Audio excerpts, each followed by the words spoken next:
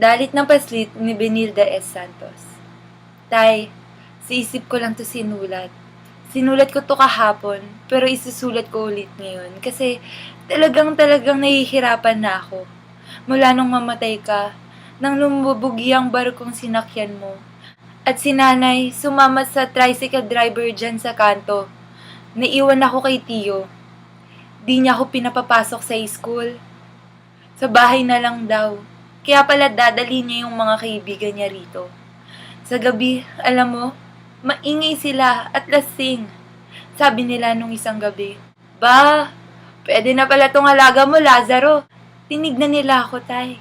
Sabi, laro-laro lang ha. Huwag kang matakot. Tapos tawa sila ng tawa. Lahat kami humiga. Tapos madilim.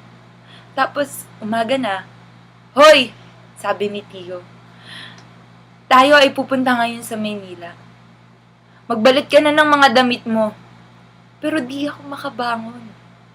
Tumingala lamang ako sa kisame.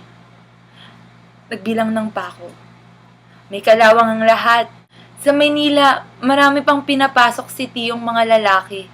Malakas tumawa. Maraming pera sa bulsa. May mabaho. Meron namang mabango. Merong mataba. May mapayat. May malinis. May katulad ni Tiyong sumisinga sa sahig. Lalo nang dumalas. Ang pagtingala ko sa kisame, naging isang salamin. Kita ko dun ang lahat ng ginagawa namin sa sahig.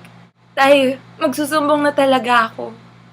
Kasi 2 taon na at saka lumalaki ang salamin. Dumarami ang nakikita. Tsaka di na ako makabangon.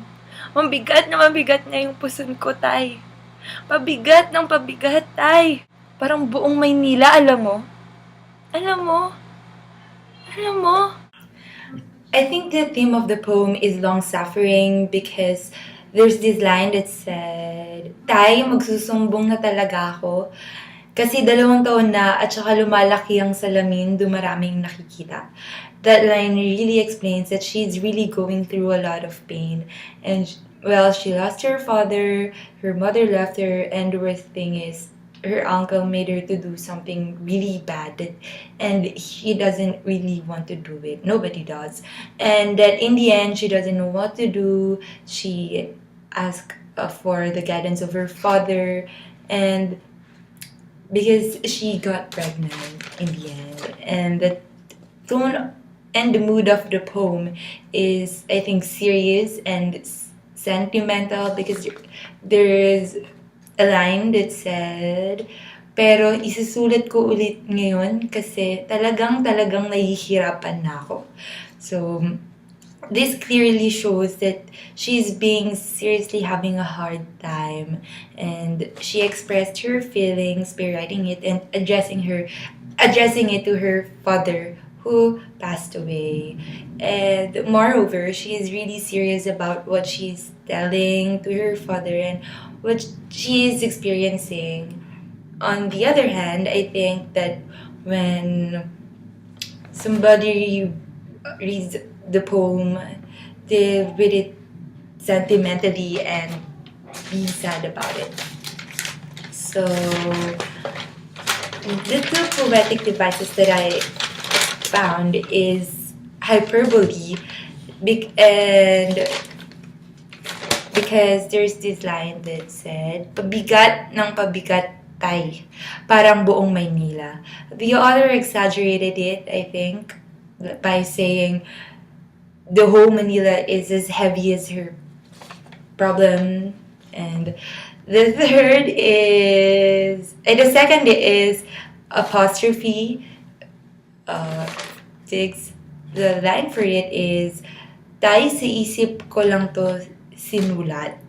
And isusulat ko ulit ngayon.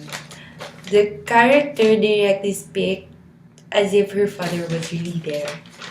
And for what I have learned is we shouldn't put ourselves first over the one who'll be taking the consequence.